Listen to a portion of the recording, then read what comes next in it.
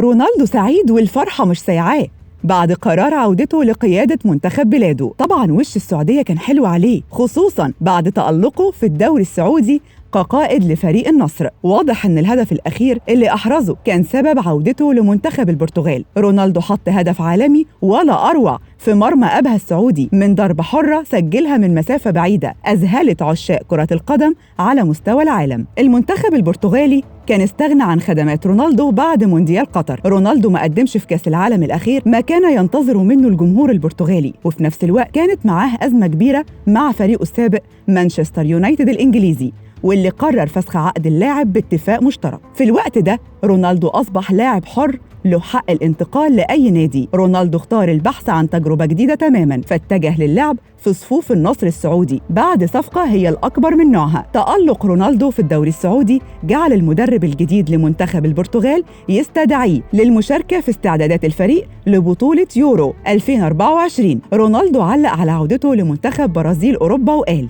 أنا سعيد جداً بالعودة إلى منتخبنا الوطني والتمكن من تمثيل البرتغال مرة تانية. رونالدو صاحب 38 عام هو الهداف التاريخي لمنتخب البرتغال، وبعودته للمنتخب هيدخل تحدي جديد وكبير وممكن يحقق ألقاب عالمية وقياسية كمان.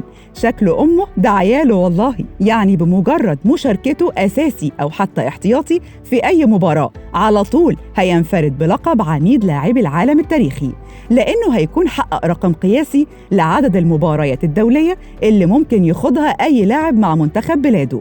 وكمان هتكون قدامه فرصة كبيرة لتعزيز رقمه القياسي العالمي اللي بيستحوذ عليه، وهو تربعه على عرش الأهداف الدولية اللي ممكن يحرزها أي لاعب مع منتخب بلاده، لأن رونالدو سجل حتى الآن 118 هدف مع المنتخب البرتغالي، وهو ما لم يحققه أي لاعب آخر مع منتخب بلاده على مدار تاريخ كرة القدم.